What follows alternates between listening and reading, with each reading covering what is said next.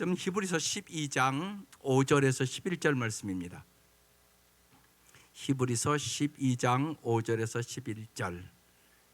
다 같이 일어나셔서 합독하시고 앉겠습니다. 히브리서 12장 5절에서 11절입니다. 시작. 또 아들들에게 권하는 것 같이 너에게 권면하신 말씀도 잊었도다. 일러스되 내 아들아, 주의 징계하심을 경히 여기지 말며 그에게 꾸지람을 받을 때 낙심하지 말라. 주께서 그 사랑하는 자를 징계하시고 그가 받아들이시는 아들마다 채찍질 하심이라 하였으니 너희가 참음은 징계를 받기 위함이라. 하나님이 아들과 같이 너희를 대우하시나니 어찌 아버지가 징계하지 않는 아들이 있으리요. 징계는 다 받는 것이거늘 너희에게 없으면 사생자여 친아들이 아니니라. 또 우리 육신의 아버지가 우리를 징계하여도 공경하였거든 하물며 모든 영의 아버지께 더욱 복종하며 살려하지 않겠느냐. 그들은 잠시 자기의 뜻대로 우리를 징계하였거니와 오직 하나님은 우리의 유익을 위하여 그의 거룩하심에 참여하게 하시느니라. 무릇 징계가 당시에는 즐거워 보이지 않고 슬퍼 보이나 후에 그로 말미암아 연단받은 자들은 의와 평강의 열매를 맺느니라. 아멘. 앉으세요.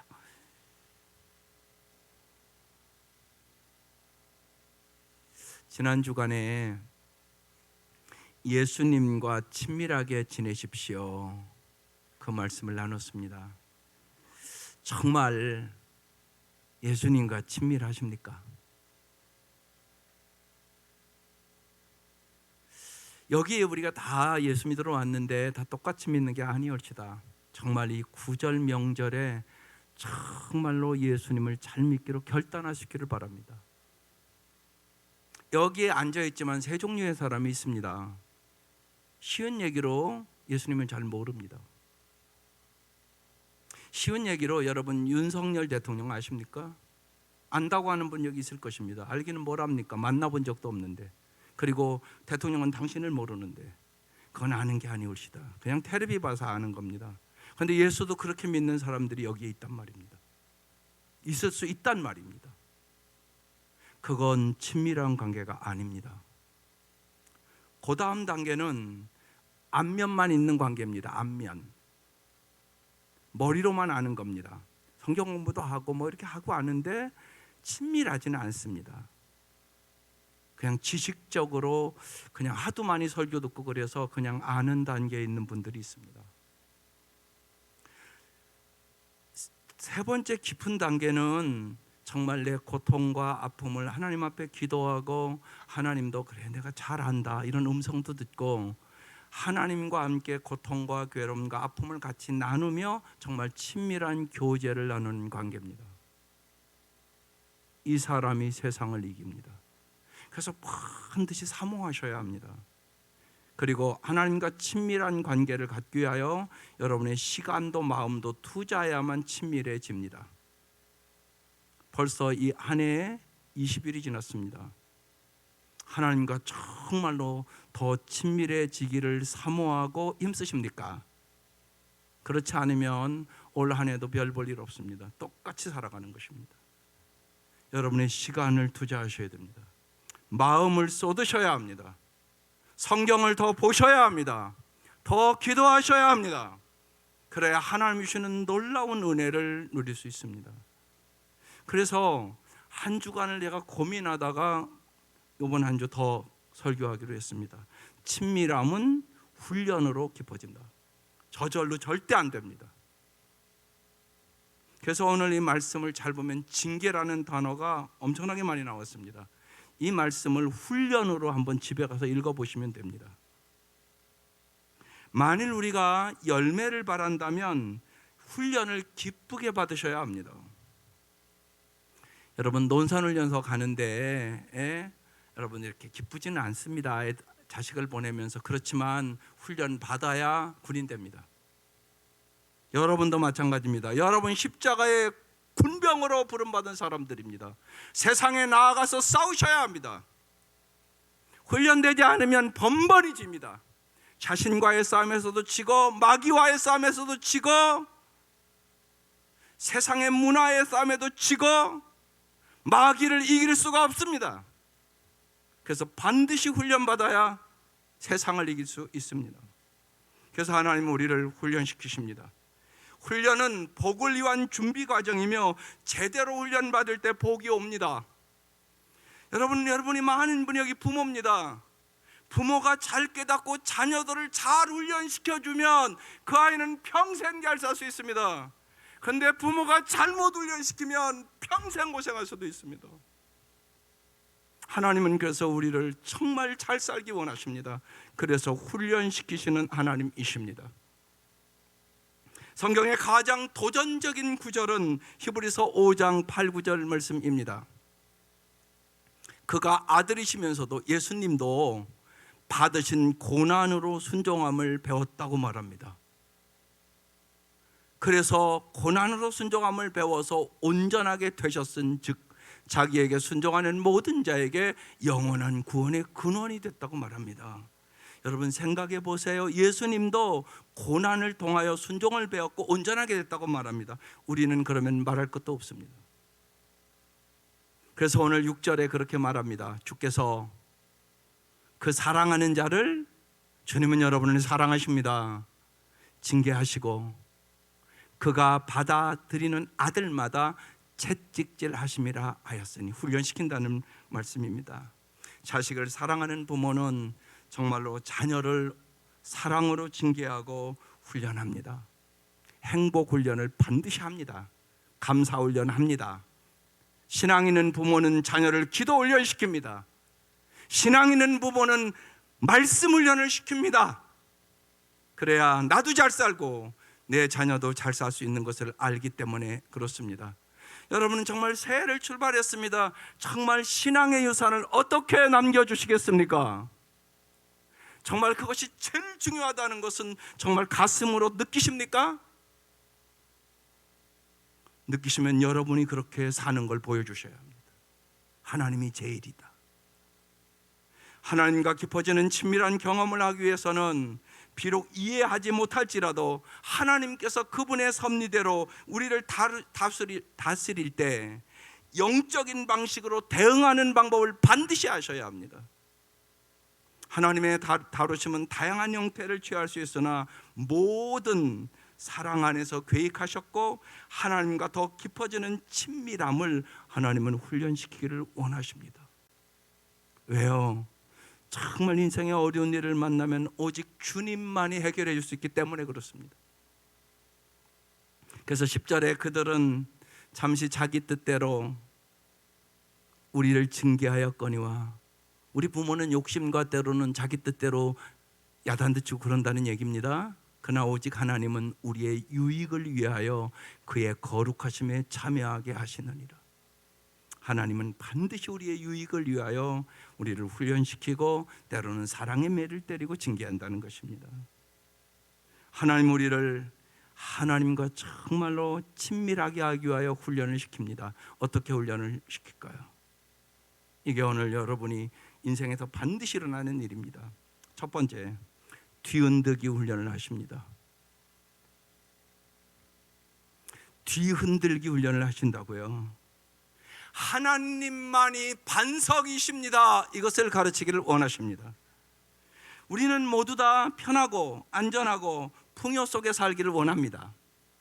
좋은 집 살기 원하고 좋은 차 타기 원하고 쾌적한 요양시설에 행복한 휴일, 또 마음 맞는 친구, 그리고 이제 많이 잘 살아져서 여러분 이 설날에도 아마 여행 간 사람 많습니다.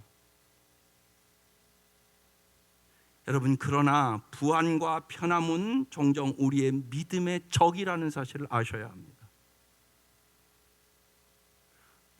돈이 좀 생겼으니까 주일 안 지키고 여러분 얼마든지 여행 갈 수 있죠.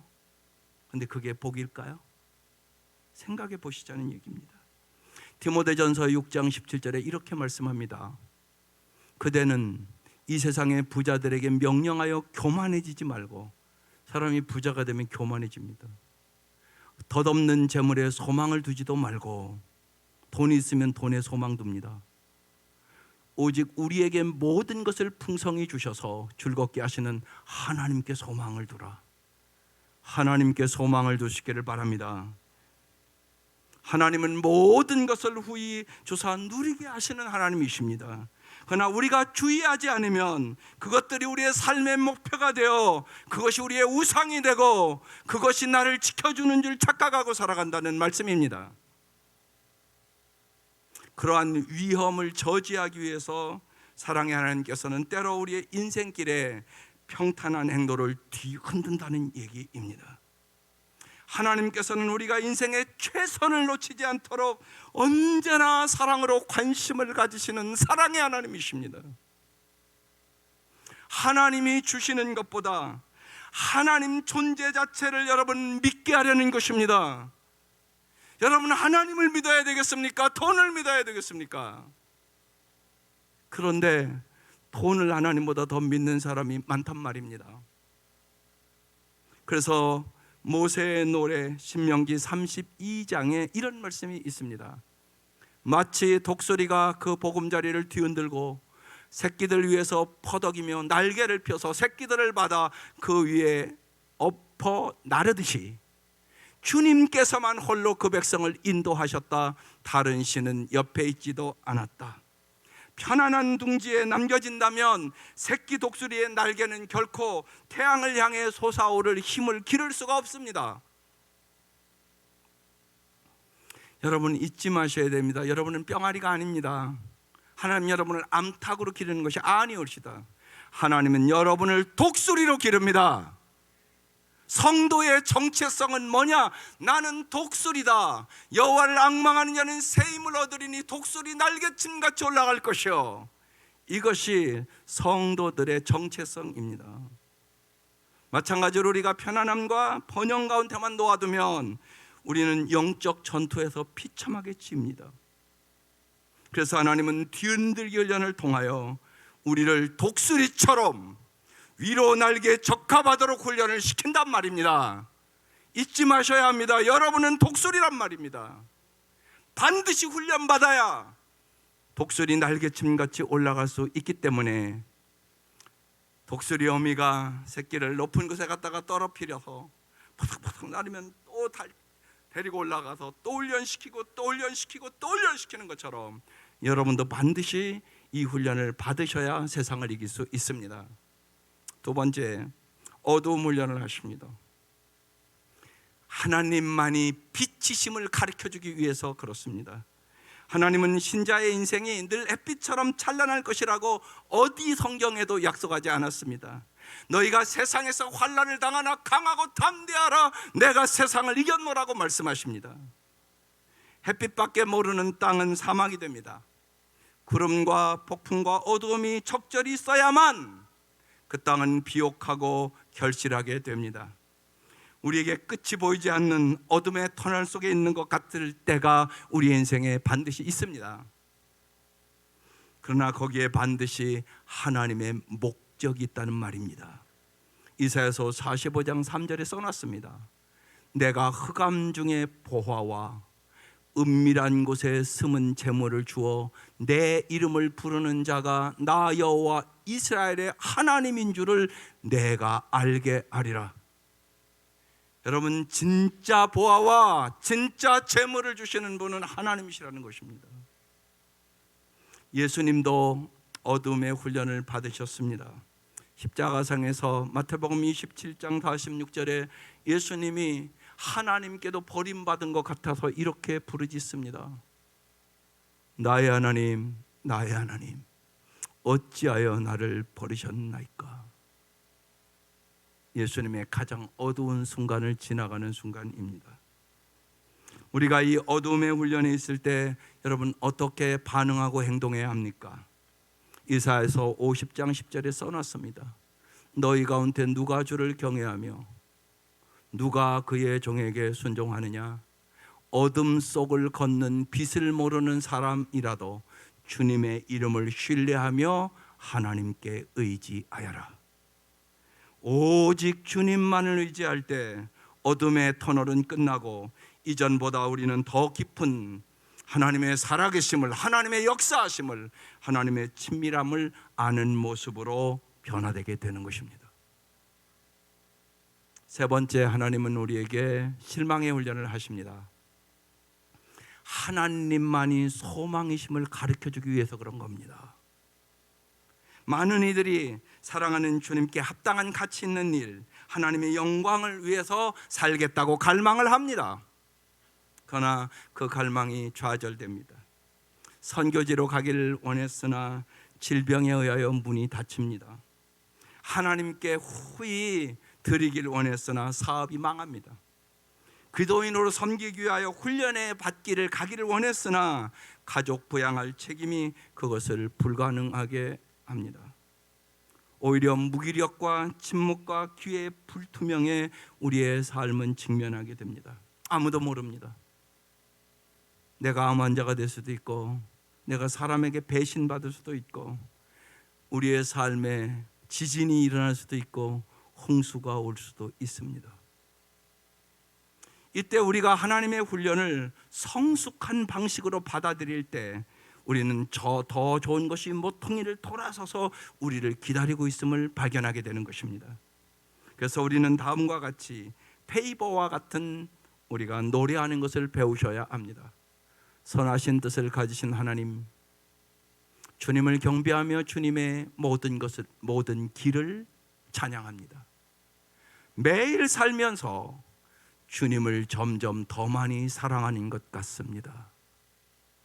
이 고백이 여러분의 고백 될 수 있기를 주의 이름으로 축원합니다. 그렇습니까? 정말 주님을 점점 더, 새해가 출발해서 20일이 넘었는데 더 사랑하는 것 같습니까?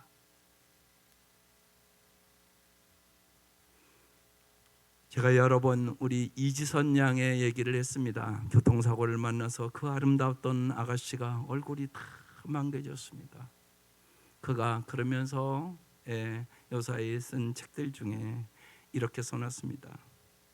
어려운 일을 겪으면서 정말로 수많은 아파하는 사람들과 공감하는 마음을 갖게 되었고, 정말 하루하루 살아가는 것이 얼마나 감사한 일인가를 알았고, 정말 눈썹이 있는 것만도 얼마나 감사한지 인생의 우선순위가 변했습니다.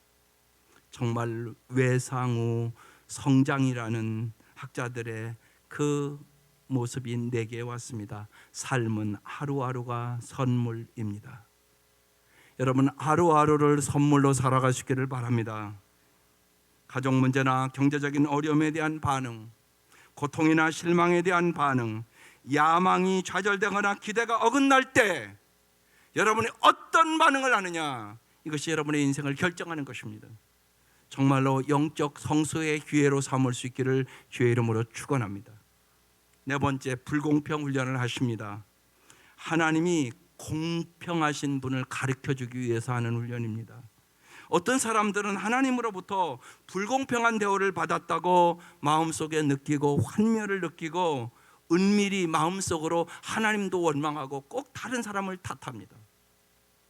이건 망하는 길입니다. 하나님은 언제나 공평하십니다. 그리고 하나님은 우리를 훈련시키는 것입니다. 시편 73편에 이 고백이 있습니다. 하나님은 마음이 정직한 사람과 마음이 정결한 사람에게 선을 베푸시는 분이건만, 하나님 이런 분이십니다.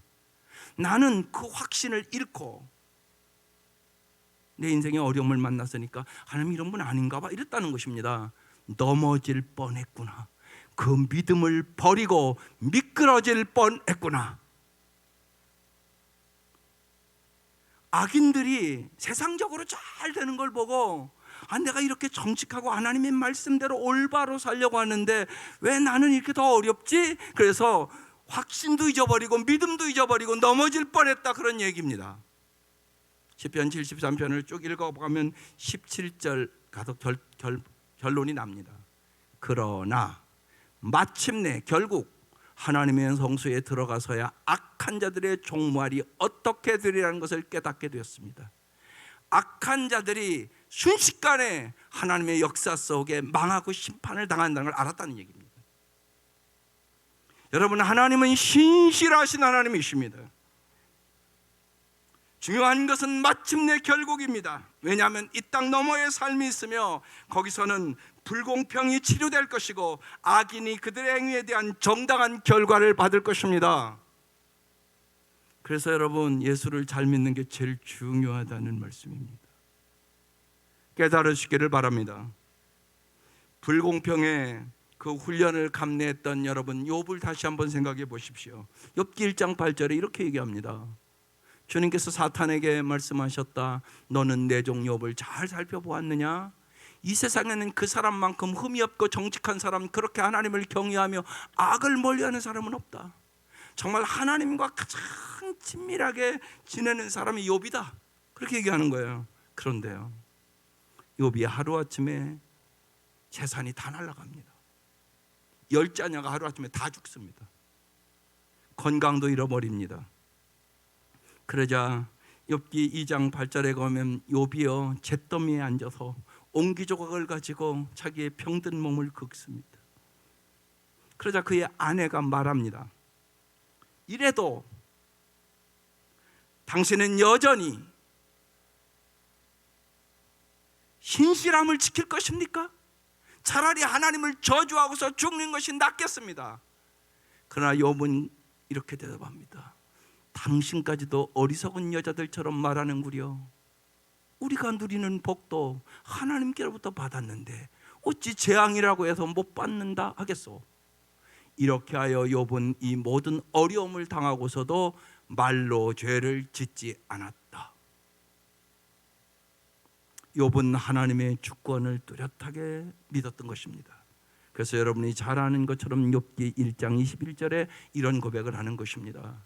모태에서 빈손으로 태어났으니 죽을 때도 빈손으로 돌아갈 것입니다. 주신 분도 주님이시요 가져가신 분도 주님이시니 주님의 이름을 찬양할 뿐입니다. 욥의 반응은 성숙한 하나님의 사람의 반응입니다. 하나님과의 친밀한 관계가 욥을 이 악한 날에 일어설 수 있게 했습니다. 2차 세계대전 당시 독일 아우슈비츠 수용소에 생존자인 빅터 프랭클이라는 박사가 있습니다. 그분이 비극적 낙관주의를 이제 주장했습니다. 불행에는 본질적으로 좋은 것은 없지만 불행으로부터 좋은 것을 이끌어내는 것은 가능하다는 것입니다. 그렇습니다. 우리의 인생에 설명할 수 없는 시련이 누구나에게 있습니다. 그래서 프랜시스 니들리 하버켈은 자기의 신앙을 이렇게 고백했습니다. 우리가 보는 악, 깊고 오랜 슬픔의 미스터리, 허용된 악의 어두운 수수께끼, 이 모든 것의 열쇠는 하나. 이상하고 슬픈 세상은 우리 아버지의 학교.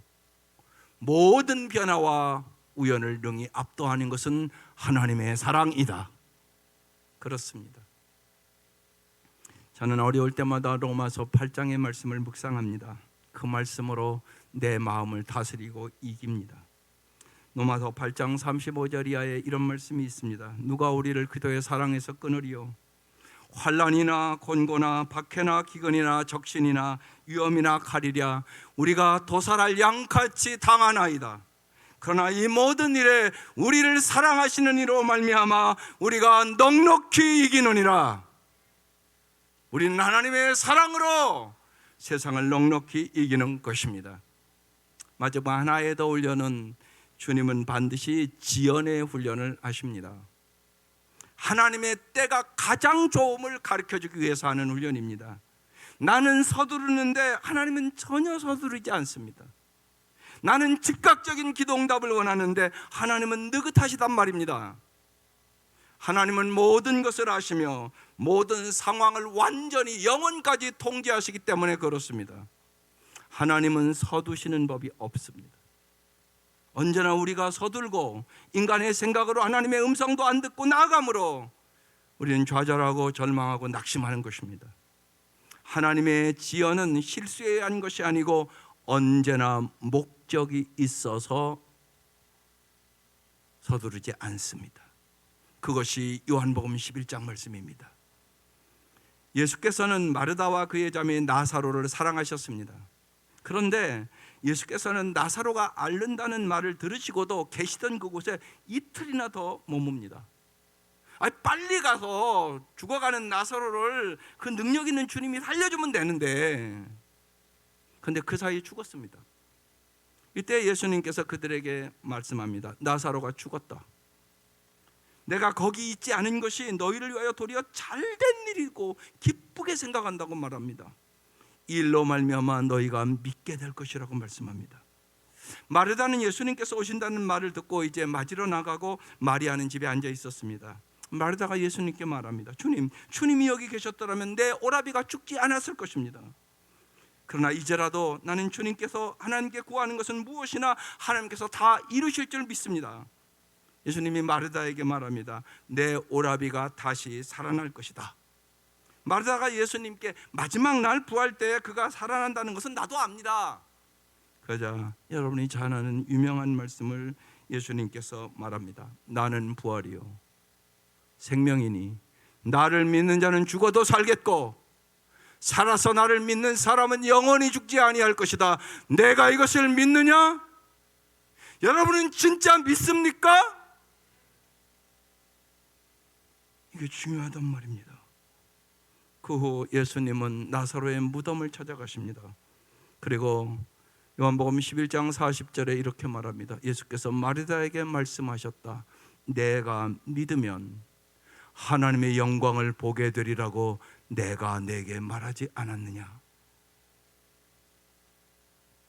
현재의 애통이 미래의 영원한 유익이 된다면 예수님은 현재의 애통을 거두지 않으십니다. 그러나 그것은 예수님 우리의 슬픔과 우리의 시련에 관심이 없다거나 무감각하시다는 말씀이 아니십니다. 정말 주님은 언제나 우리의 아픔과 고통과 슬픔에 공감하시고 정말 하늘의 영광을 버리시고 이 땅에 오셔서 인간의 모습으로 성육신하셔서 우리의 고통과 아픔과 괴로움과 함께 하시는 살아계신 주님이십니다. 그래서 월리암 브레이크는 이렇게 말했습니다. 그대가 한숨을 지을 때 그대를 지으신 이가 곁에 계시지 않다고 생각하지 마십시오. 그대가 한 방울 눈물을 지을 때 그대를 지으신 이가 가까이 계시지 않다고 생각하지 마십시오. 예수님은 언제나 생명과 부활이 되시는 분이십니다. 여러분이 보지 못한다고 느끼지 못한다고 주님이 안 계신 것이 아니란 말입니다. 사랑의 하나님께서는 우리를 성숙시키고 하나님과 더 친밀한 관계로 인도하기 위하여 여러 가지 방법으로 날마다 우리를 훈련시키시는 분이십니다. 거기에 성숙에게 반응하는 것은 우리의 책임입니다. 우리의 인생에 언제나 어떤 자극이 왔을 때 거기에 어떻게 반응할 것인가는 여러 번이 선택하는 것입니다. 하나님의 말씀대로 성숙한 반응을 할 때 승리하게 되는 것입니다. 그래서 마지막으로 하나님의 훈련의 목적은 뚜렷하게 세 가지 차원이 있습니다. 잊어버릴까 봐 주부 목회자 코너에 다시 실었습니다. 개인적인 차원으로 주님은 날마다 여러분의 영혼의 성숙을 위하여 훈련시키십니다. 우리가 어떤 사람인가 하는 것은 우리가 얼마나 많은 일을 하느냐보다 훨씬 중요합니다. 하나님의 목적은 모든 기도인들이 예수님의 영상을 본받게 하는 것입니다. 그래서 정말 여러분이 찬송하는 대로 내 모든 소원 기도의 제목 예수를 담기 원함이라, 이것이 진실로 여러분의 소원이 되셔야 하는 겁니다. 두 번째는 관계적인 차원입니다. 다른 사람을 위한 음식으로 제공되기 위하여 훈련하십니다. 무슨 말씀이냐면 우리 주님은 다른 사람을 위한 음식으로 제공되기 위하여 우리의 죄악을 인하여 십자가의 상함을 입으시며 우리에게 생명의 떡이 되신 것입니다. 그래서 오늘도 성만찬하면서 그걸 기억하라고 얘기하는 것입니다. 내가 너를 위하여 죽어서 생명의 떡이 됐다고, 내 피를 마시고 너는 사는 거라고, 그 얘기하시는 것입니다. 하나님은 그래서 우리도 하나님을 사랑하고 이웃을 사랑하는 사람을 만들기 위하여 우리를 부서지도록 훈련하십니다. 밀가루로 빵을 만드는 것처럼 말입니다. 영적인 성장을 위하여 우리는 당연히 부서져야 합니다. 내 고집이 부서져야 합니다. 내 생각이 부서져야 됩니다. 내 자아가 부서져야 됩니다. 내 욕심이 부서져야 합니다. 그렇지 않고는 생명의 떡으로 쓰임받을 수 없습니다. 그래서 정말로 내가 죽고 예수로 살아야 생명의 떡이 됩니다. 궁극적인 자원은 천국을 예비하기 위하여 훈련하십니다. 여러분, 이 생의 삶은 천국의 유치원에 불과합니다. 이제 우리는 고난이 없으면 영광도 없다는 이 진리는 우리 성도를 아셔야 합니다. 십자가 없이 영광은 없습니다. 죽지도 않았는데 뭘 삽니까? 여러분, 이것이 기본적인 진리입니다. 십자가 없이 영광은 없다. 이것은 초급 과정입니다. 그러나 우리가 제대로 이것을 배우지 못하기 때문에 종종 수업이 계속 반복되고 또 반복되고 또 반복되는 겁니다. 이스라엘 백성이 젖과 꿀은 땅 일주일이면 갈 길입니다. 40년을 훈련받습니다. 사람이 떡으로만 살 것이 아니요 하나님의 입으로부터 나오는 말씀으로 살 것이라 그 말씀을 깨닫지 못해서 40년을 방황합니다. 오늘도 여러분 동일한 사람들이 많습니다. 그래서 자꾸 말씀드리는 것입니다. 예수를 이왕 믿기 시작했는데 잘 믿으시기를 바랍니다. 하나님은 우리의 영원한 아버지이십니다. 우리는 하나님의 아들, 딸입니다. 우리의 집은 천국입니다. 천국을 향하여 우리는 한 걸음 한 걸음 날마다 걸어가는 사람들입니다. 인생을 살아가며 하나님의 훈련 목적을 잘 알고 어떠한 상황에서나 하나님과 더욱 친밀하게 살게 해달라고 기도하시기를 바랍니다. 토요일 날은 저는 기도하는 날입니다. 설교의 원고는 금요일 오전이면 거의 다 마칩니다. 그리고 토요일은 기도하러 시간을 보냅니다. 어제는 물어봤습니다. 오후에 기도를 하면서 하나님, 왜 평생 주를 위하여 헌신한 제 아내인데 왜 산소호흡기 훈련을 시키십니까? 주님, 왜 이렇게 어렵게 하십니까? 주님의 무슨 뜻이 있습니까? 그렇게 물음의 기도를 전합니다. 그런데 주님이 뚜렷하게 마태복음 4장 말씀을 주셨습니다. 성경을 펴서 읽어봤습니다. 예수님의 시험 사건이었습니다. 마태복음 4장 10절의 말씀을 주셨습니다. 마음 깊이 주 너의 하나님께 경배하고 다만 그를 섬기라.